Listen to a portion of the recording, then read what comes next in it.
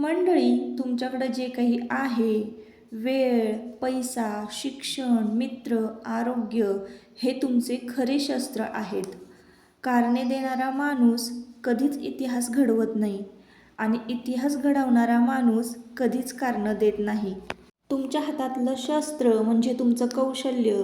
आजपर्यंत जगात एकही माणूस असा नाही आहे की त्याला कुठलीच गोष्ट जमत नाही आहे. काही ना काहीतरी प्रत्येकाला येत असतं. त्या संधीचा वापर करा. योग्य कौशल्य तुमच्यामध्ये जे काही आहे, तुमच्यामध्ये जी कला आहे ती बाहेर काढण्याचा प्रयत्न करा आणि आयुष्यामध्ये काहीतरी करा. काहीच न करण्यापेक्षा काहीतरी केलेलं कधीही चांगलं. आयुष्यात पुढे जाऊन आपण मागे वळून बघितलं तर आपल्या मनामध्ये खंत राहायला नको की मी काहीच करू शकले नाही. भलेही आपण अपयशी झालो तरी चालेल, पण आपल्या मनामध्ये खंत राहणार नाही की आपण काहीच करू शकलो नाही. म्हणून छोटीशी सुरुवात, जे काही तुम्हाला येत असेल, सुरुवात करणं कधीही महत्त्वाचं असतं.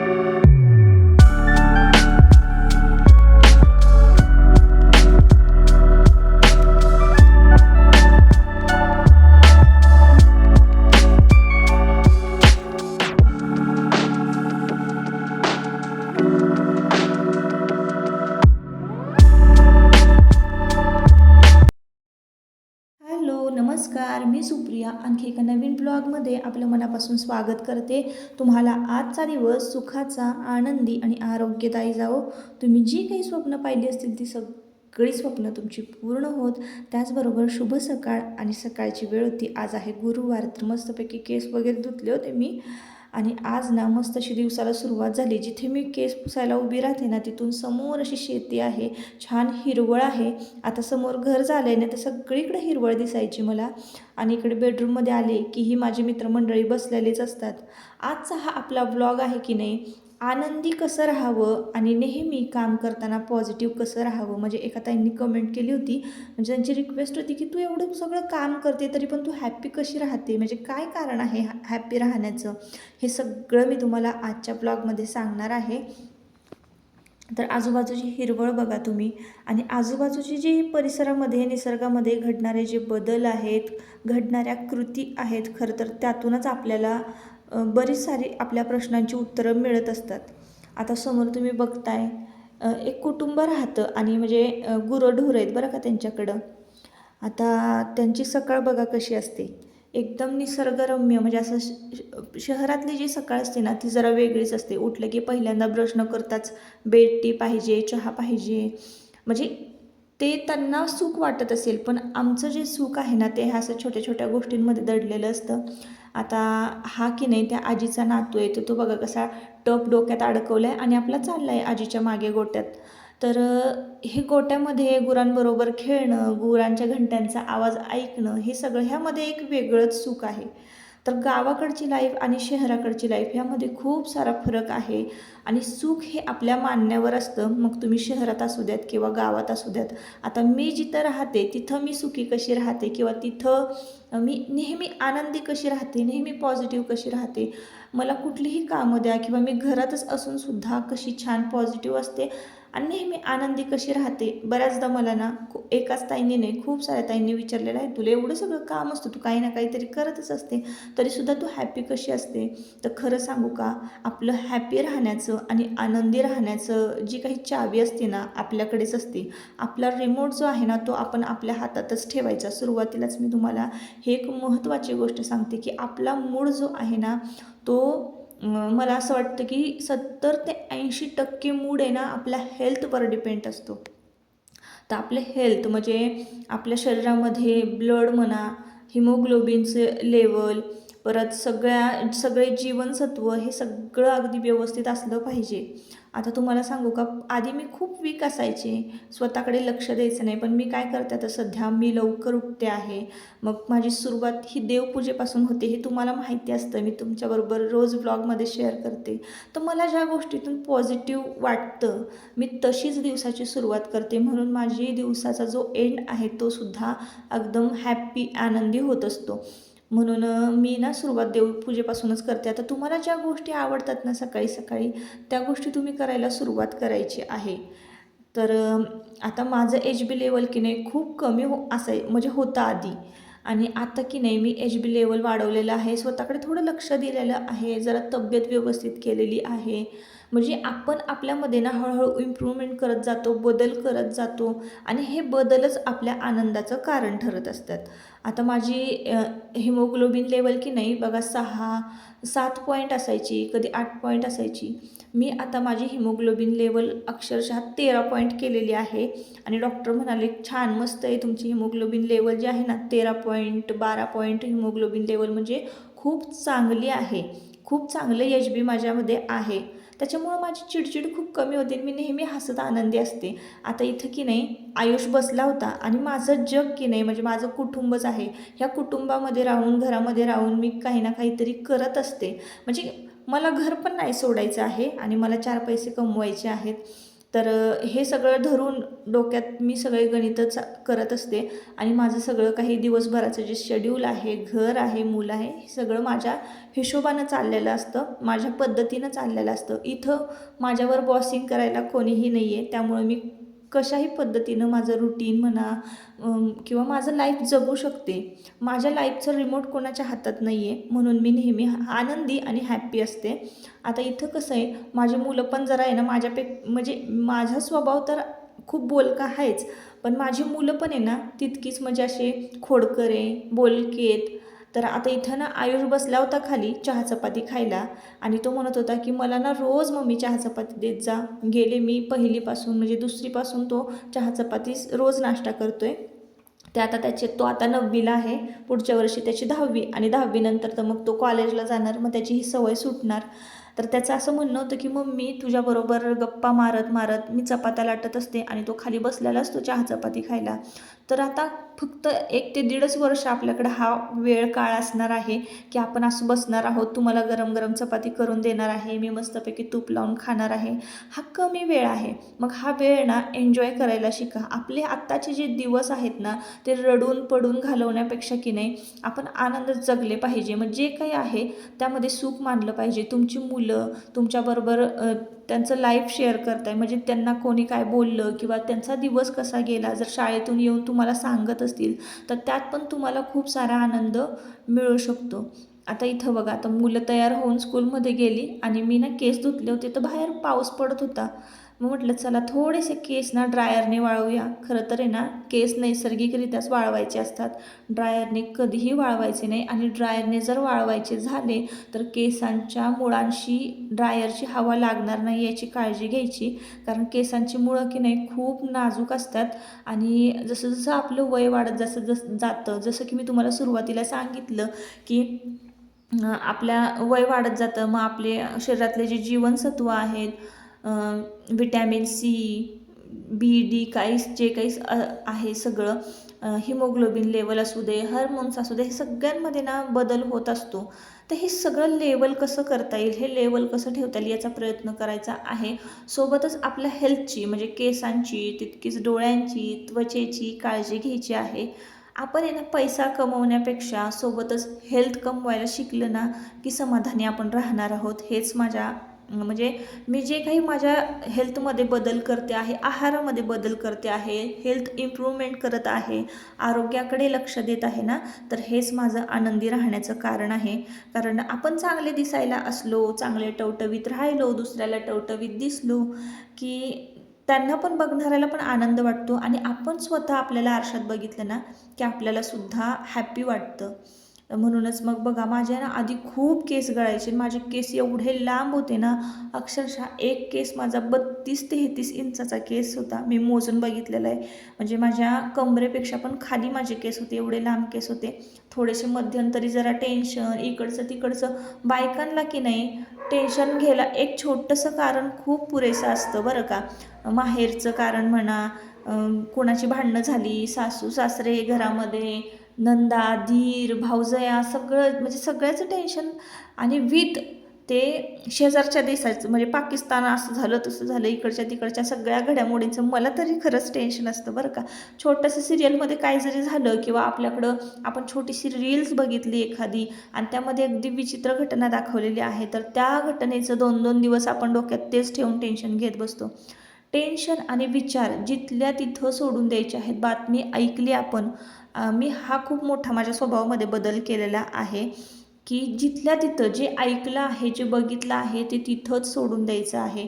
मध्यंतरी मी माझ्या आईची खूप काळजी करायची, तिची तब्येत बरी नसायची, तिचं कसं होणार, काय होणार, म्हणजे आपण दुसऱ्याची जेव्हा काळजी करतो ना, तेव्हा आपले केस हे आपोआपच गळायला सुरुवात होते. किंवा परत सासूबाई आजारी असायच्या मध्यंतरी, मुलं व्यवस्थित अभ्यास करायची नाहीत, ह्याचंसुद्धा आपल्याला टेन्शन येत असतं. कुठल्या ना म्हणजे अगदी शिल्लक गोष्ट असते, टेन्शन घेण्यासारखं नसतीच ती, पण तरीसुद्धा आपण खूप सारं टेन्शन घेत असतो. म्हणून आहे ना, ओव्हर थिंकिंग, अतिविचार कमी करायचा आणि टेन्शन घेणंसुद्धा सोडून द्यायचं. जे आहे त्यात काही बदल घडू शकणार नाही आणि तुम्ही टेन्शन घेऊन कुठली गोष्ट बदलणार नाही आहे, हे पहिलं तर म्हणजे स्वीकारायचं आहे. जसं आहे ना तशामध्ये जर आपण हॅप्पी नाही ना राहिलो, आपलं आयुष्य वायाला जाणार आहे. आणि नाही का, मग पुढे जाऊन म्हातारपणामध्ये आपल्याला ह्याच सगळ्या गोष्टी करायच्या आहेत. मग आजचं तारुण्य किंवा आजचं तरुणपण आज जर आपण जगलो नाही, तर मग पुढे जाऊन आपलं काय, आपल्याला हेच करायचं आहे. आता काही गोष्टी अशा आहेत की माझं पोट वाढलं आहे, तर मी ह्या गोष्टी वर्ज्य करायला पाहिजे, मी गोड कमी खाल्लं पाहिजे, अशा सगळ्या गोष्टी असतात.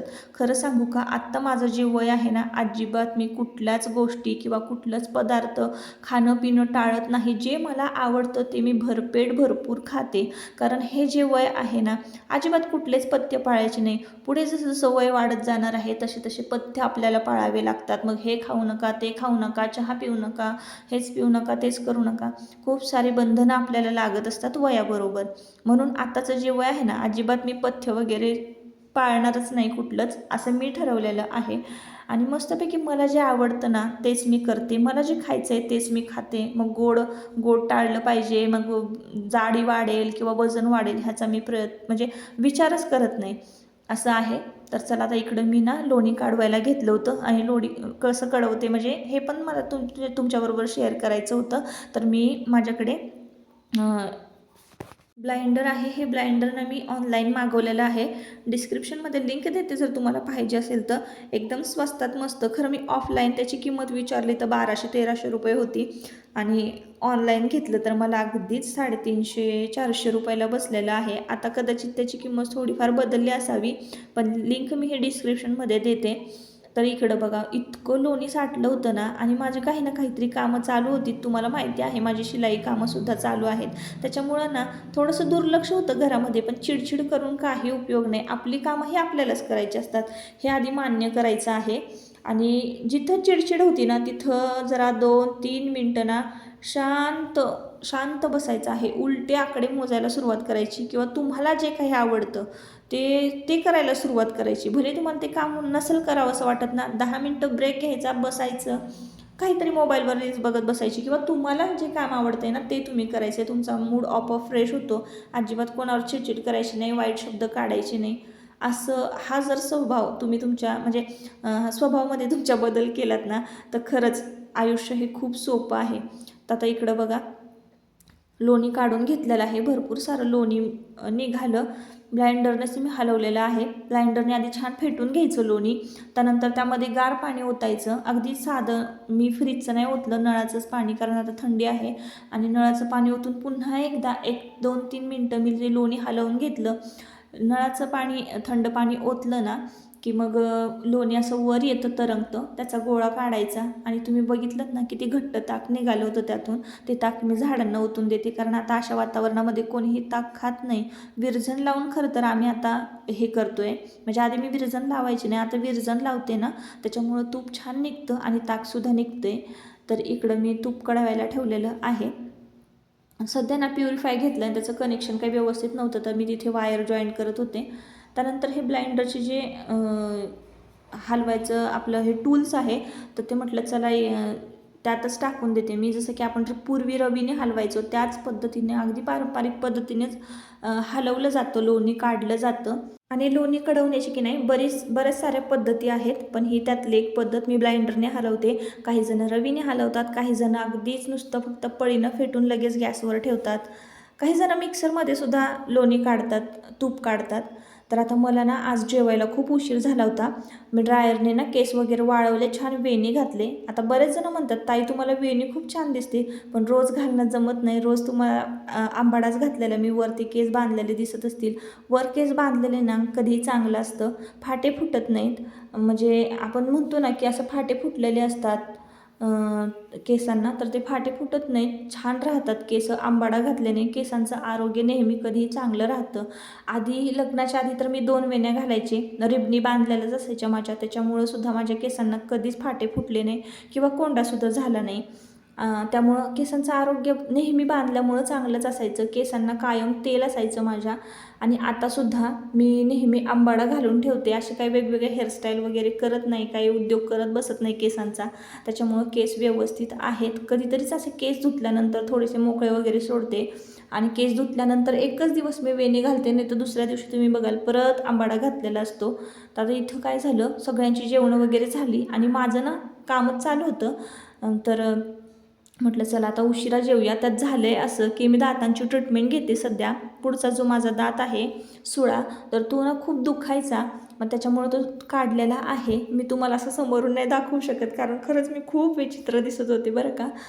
पण त्याच्यामुळे ना मला डॉक्टरांनी असं चुरून मऊ दूध चपाती, वरण चपाती असंच खायला सांगितलेलं आहे 1 आठवडा तरी.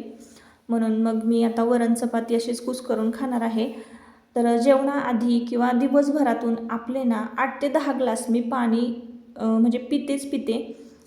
पाणी ना 2 ते 2.5 लिटर दररोजचं आपल्या पोटात गेलंच पाहिजे, म्हणजे बॉडी हायड्रेट राहते.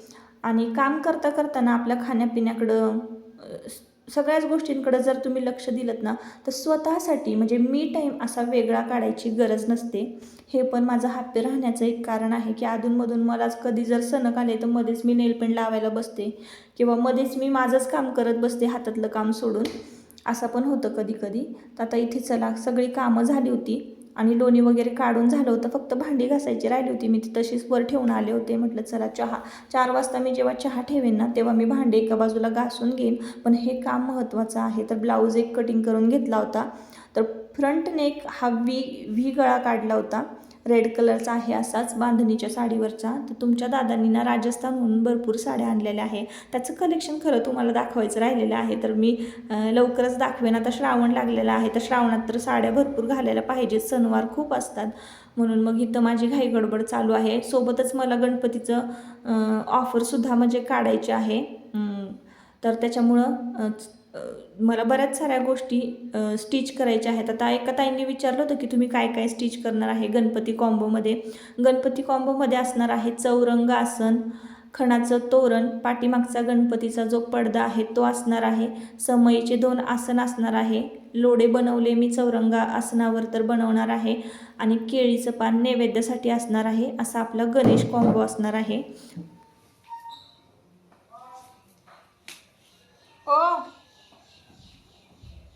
काय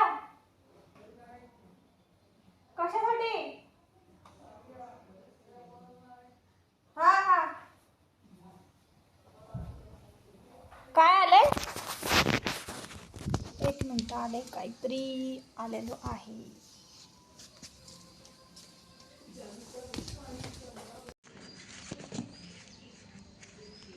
इथं लिहिले माझं नाव. अच्छा,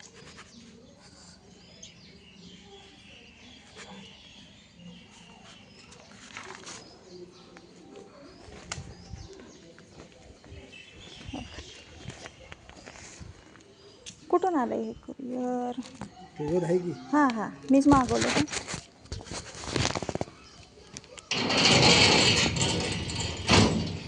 तर इथे मी तुम्हाला सांगितलं आहे की मी गणेश कॉम्बो तयार करणार आहे. तर त्यासाठी ना आपल्या प्रोडक्टची क्वालिटी चांगली असावी म्हणून मी ऑनलाईन स्टिकर मागवलेले आहे. तर हे पेज मला इंस्टाग्रामवर सापडलं. आता बघूयात तर की कसे स्टिकर आहेत हे, किंवा वापरल्यावर मी त्याचा रिव्ह्यू तुमच्याबरोबर शेअर करेनच. तर तुम्हाला आजच्या ब्लॉगमध्ये कळालंच असेल की एवढी एनर्जेटिक, एवढं काम करूनही मी थकत नाही आणि आनंदी कशी राहते, हे आजच्या ब्लॉगमध्ये मी तुमच्याबरोबर शेअर केलं आहे. तर मग चला आता या व्हिडिओचा इथंच शेवट करते. आजचा ब्लॉग जर तुम्हाला आवडला असेल तर नक्की आपल्या चॅनलला सबस्क्राईब करा आणि व्हिडिओला एक लाईक करा. परत पुन्हा भेटूया नवीन एका ब्लॉगमध्ये. तोपर्यंत स्वतःची काळजी घ्या आणि मजेत राहा. चला बाय बाय.